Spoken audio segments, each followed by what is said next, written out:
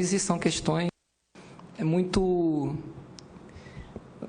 profundas, né? Eu acho que pensar prevenção é muito complexo, né? A gente não pode, como bem disse o doutor Tiago, colocar a questão da prevenção única e exclusivamente como um papel de atuação da polícia. No caso, no modelo que nós temos hoje no Brasil, da polícia preventiva. Mas a prevenção do crime em si, ela está intimamente ligada à própria lógica do pacto político.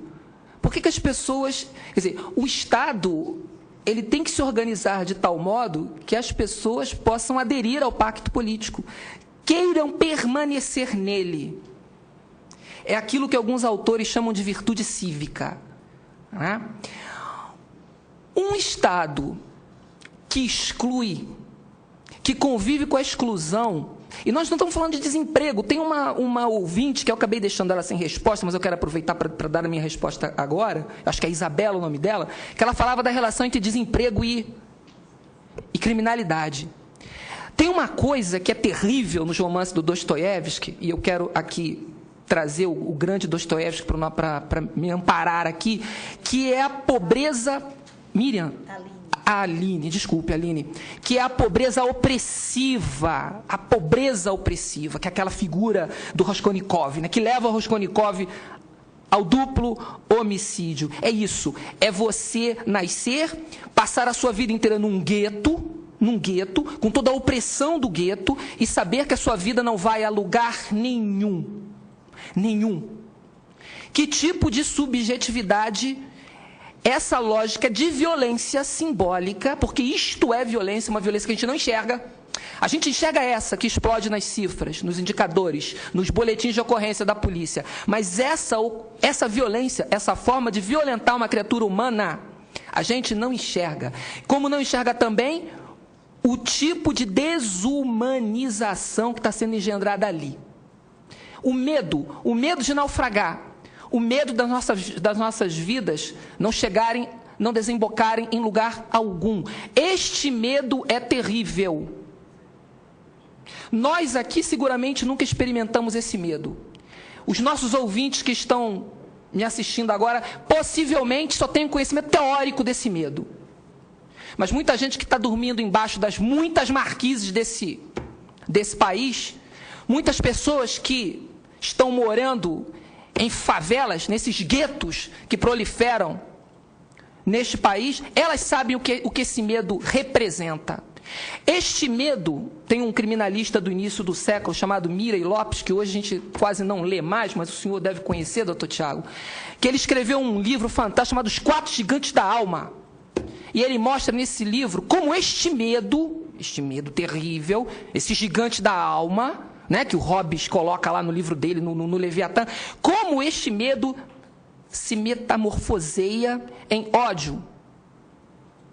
Este medo se transforma em ódio. Ódio contra a nossa sociedade, ódio contra cada um de nós. Este medo, a exclusão tem um preço. Reduzir uma criatura humana ao estatuto da invisibilidade, porque é isto que a miséria opressiva representa, invisibilidade. Isto tem um preço, e o preço é esse. O preço é violência. A gente não está falando mais de desemprego, não. Não tem mais essa história de exército de reserva, não, que o Marx falava. Quem está fora hoje está condenado a permanecer fora. E isto, insisto, porque isso tem que ficar gravado na nossa cabeça, isto tem um preço, e nós pagamos um preço. Submeter seres humanos a viver com medo tem um preço. E a guerra faz isso com os policiais. A guerra faz os nossos policiais viverem com medo. No Rio de Janeiro já morreram 14 em áreas pacificadas. 14 em 6 meses. Em 6 meses. Procurem em outras polícias de estados democráticos para ver se em alguma polícia de países civilizados esses indicadores são comparáveis a esse. Que tipo de subjetividade uma instituição que convive com esses números engendra? O que o medo faz com esses jovens, em média, com 26 anos de idade? Este medo também engendra ódio. Condutas, muitas vezes, absolutamente divorciadas da legalidade e até mesmo da racionalidade. Porque o medo faz isso. O medo faz isso. É por isso que o Hobbes, no Leviatã, ele disse assim, não dá para viver com medo, não. Isso é estado hobbesiano, que é muito parecido com isso que está aí fora. Isso que está aí fora, 60 mil mortos por ano, é estado hobbesiano. Não é estado democrático de direito. É estado policial, sim. E é estado hobbesiano, guerra de todos contra todos. É nisso que nós estamos nos convertendo, se é que já não somos isso. O resultado disso é ódio. Ódio. É chacina. É justiçamento, seja ele praticado por policiais para vingar a morte de um companheiro, porque ele acredita que a justiça não vai conseguir colocar os responsáveis pela morte dos seus atrás das grades, e ele tem razão, porque no Brasil não vai. Muito provavelmente não vai. Menos de acordo com o relatório do Fórum Brasileiro de Segurança, menos de 8%. 5% dos inquéritos policiais chegam a algum lugar. O que a pessoa faz no estado hobbesiano, quando ela não acredita mais no pacto político, ela faz justiça pelas próprias mãos. Quer seja um policial ou quer seja um morador da classe média, que para se livrar da população de rua, daqueles nos quais ele identifica uma ameaça à sua bicicleta, ao seu relógio, ele amarra num poste, ele lincha. Isto é barbárie, isto é a expressão do estado hobbesiano que nós estamos nos convertendo. E quanto mais a centralidade dos direitos humanos for violada, for inobservada, mais esse horror vai aumentar.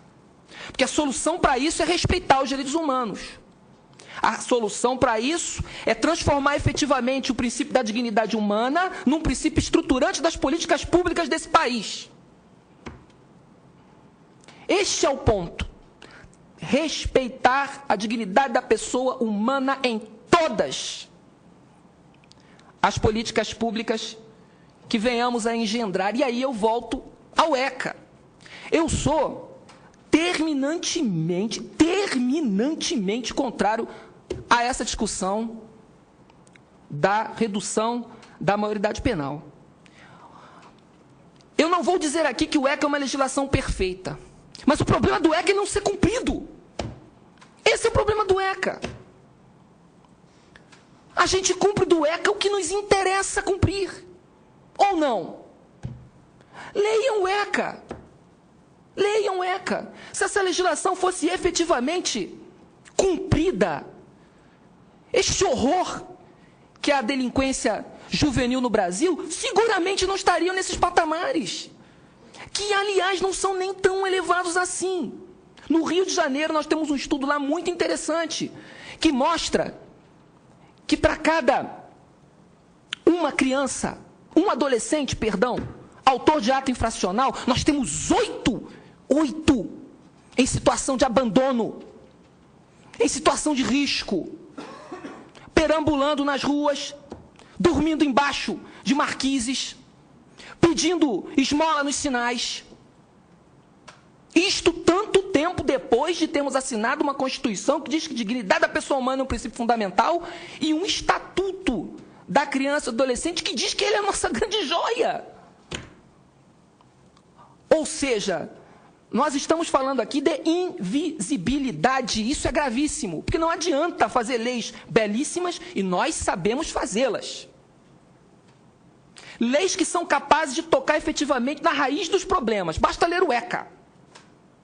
Os autores do ECA entenderam o drama brasileiro. Foram capazes de criar uma legislação que sinaliza no sentido de uma solução efetiva. O nosso problema é que nós não enxergamos os fracassados. Nós não enxergamos os miseráveis. Não enxergamos. A não ser quando eles figuram nas estatísticas e por pouquíssimo tempo. A nossa indignidade dura muito pouco tempo. Nossas prisões são fracassos. A pena privativa de liberdade fracassou. Fracassou. Isso é um retumbante fracasso.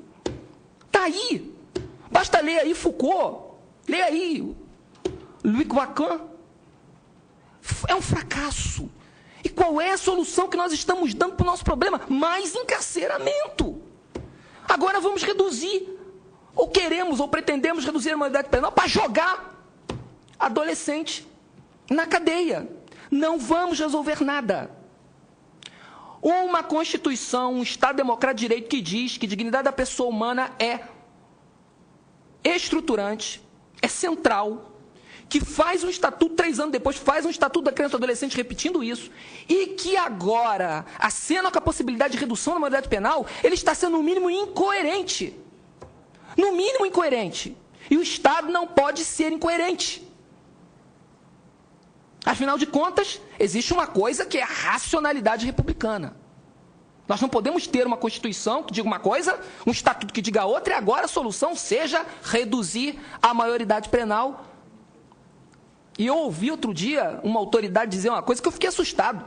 Ela dizia que não, pasmem os senhores. Ela disse que não, que na opinião dela, não tinha que ter idade. Não tinha que ter idade. Vocês imaginem o tamanho dessa bobagem. Ou seja, daqui a pouco a gente vai ter que botar policiamento em creche. Porque se um garoto subtrair a chupeta do seu colega, ele vai estar praticando um roubo, talvez, ou um furto, não sei, doutor. Enfim, nós chegaremos lá. Se continuarmos com essa insanidade, chegaremos lá. Hoje baixaremos para 16, amanhã voltaremos a 9, como era. Como era ao tempo das ordenações filipinas. 9 anos. A solução não pode ser encarceramento. Estado democrático de direito é cioso, tem muita cautela, tem muito cuidado com o encarceramento.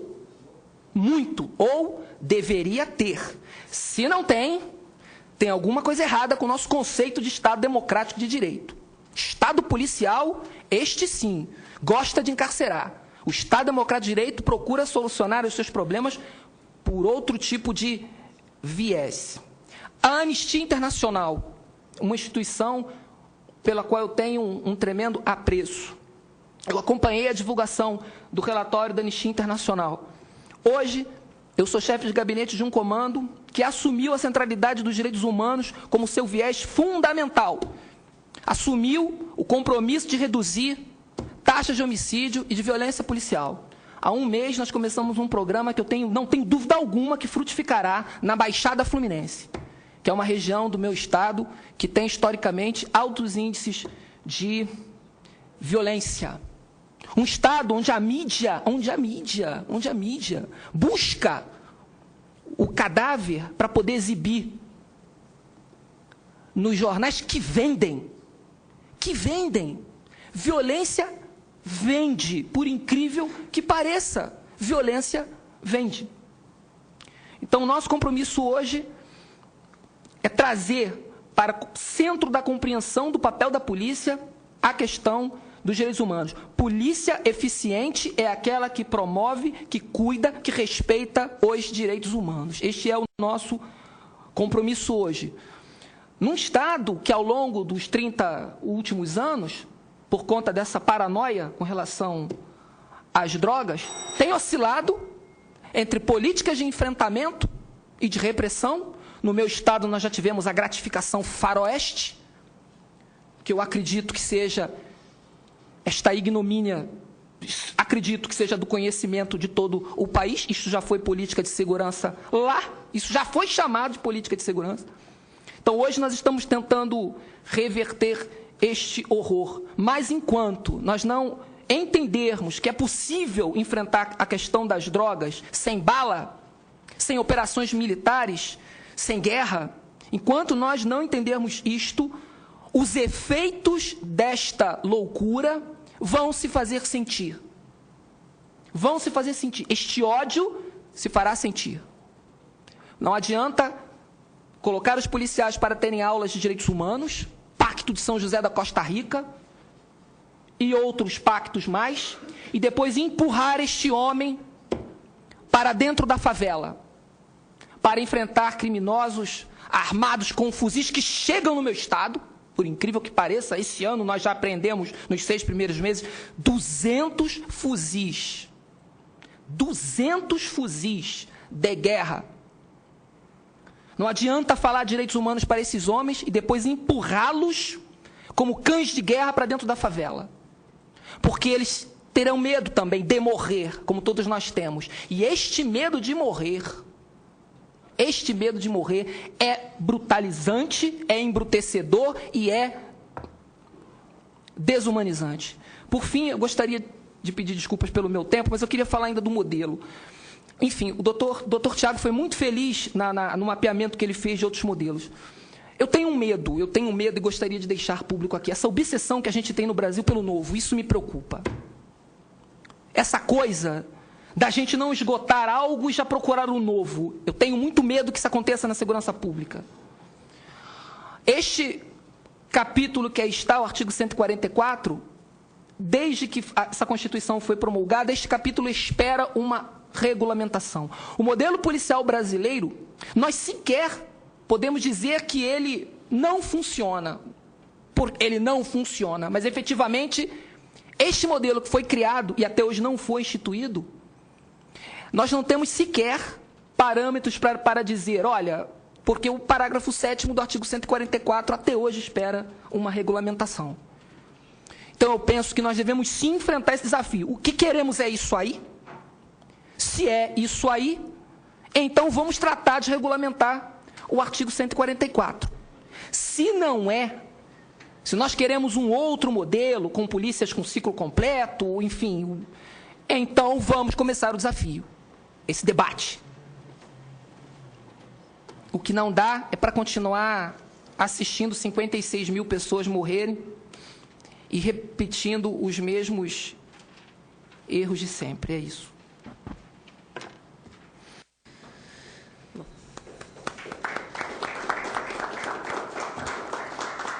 Eu gostaria de agradecer mais uma vez a presença desses dois grandes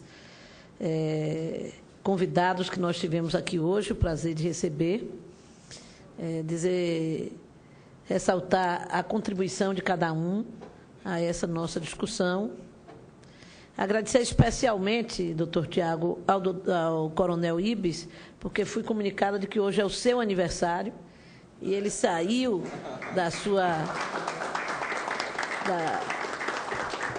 do convívio dos seus amigos e familiares nessa data para garantir a sua presença aqui entre nós.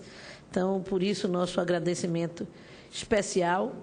É certo que as falas aqui colocadas nos faria passar a noite debatendo e nos fará pensar a respeito delas durante todo o período dessa semana e tentar refletir no nosso relatório os questionamentos aqui colocados e as respostas que estamos buscando também aos nossos, mas nós temos tempo definido para iniciar e encerrar a nossa atividade. Nós, inclusive, já ultrapassamos esse tempo, de maneira que eu queria, não havendo mais nenhuma questão a tratar, além destas que já tratamos, agradecer novamente a presença de todos os que aqui estão nos acompanhando, os que nos acompanharam através do canal E-Cidadania, da TV Senado, do portal E-Cidadania, e que buscaram, de alguma maneira, a interação conosco pelo portal E-Cidadania, no senado.leg.br/e-cidadania e no Alô Senado, através do número 0800 61 22 11, e declarar, portanto, encerrada a nossa presente reunião. Muito obrigada.